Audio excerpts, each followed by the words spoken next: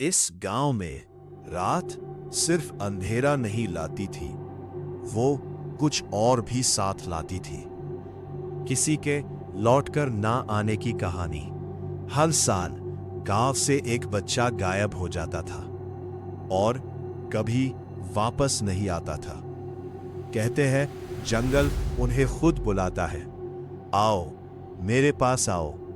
दिन में सब सामान्य लगता था, हंसते खेलते बच्चे, आसमान में उड़ती तितलियां।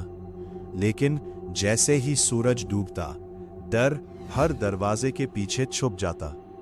उसी गांव में रहता था अपना सुनील और उसकी दादी। दादी ने सुनील को समझाते हुए बोली, सुनील, अगर जंगल ने बुलाया तो जाना मत बेटा। उस रात करीब 12 बजे के आसपास सुनील के कानों में वही आवाज सुनाई दी, पहले से ज्यादा करीब, ज्यादा ठंडी। सुनील आओ। और इस बार वो खुद को रोक नहीं पाया। जंगल में कदम रखते ही जैसे दुनिया बदल गई। हवा रुक गई, आवाजें बंद हो गई। पीछे कोई चल रहा था, लेकिन कोई दिखाई नहीं दे रहा था। सुनील ने पूछा, कौन है? और तभी अचानक एक बच्चे की आत्मा दिखी। उसका दांत बहुत खूंखार था और आत्मा सदियों से भूखी थी। उसने बोला, आखिरकार तुम आ ही गए। चलो, अच्छा हुआ, काफी समय बाद कुछ खाने को तो मिला। हा हा हा हा। सुनील डर गया, लेकिन सुनील अपना बहादुर लड़का, हार मानने वाला नहीं था। उसने हिम्मत करके पूछा, आखिर तुम बहुत दिन से भूखे क्यों हो? अब आत्मा ने सच्चाई बताई। सालों पहले कुछ बच्चे इसी जंगल में खो गए थे।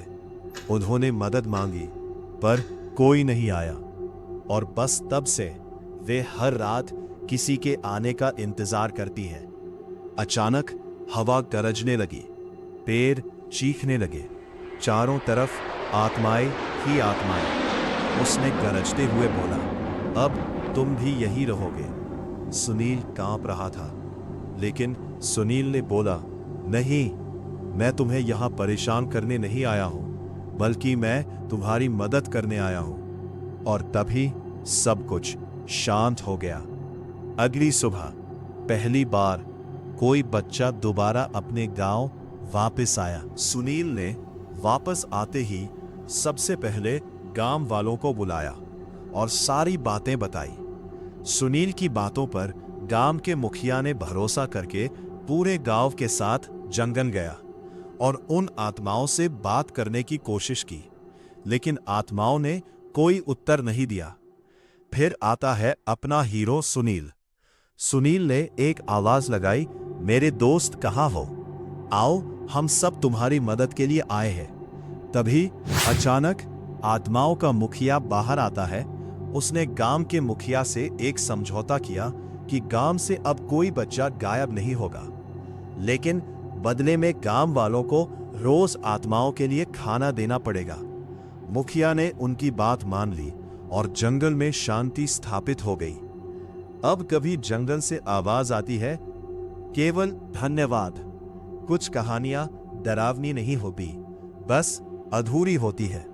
ऐसी ही कहानियों का आनंद लेने के लिए इस चैनल को सब्सक्राइब कर लो और लाइक करना मत भूलना।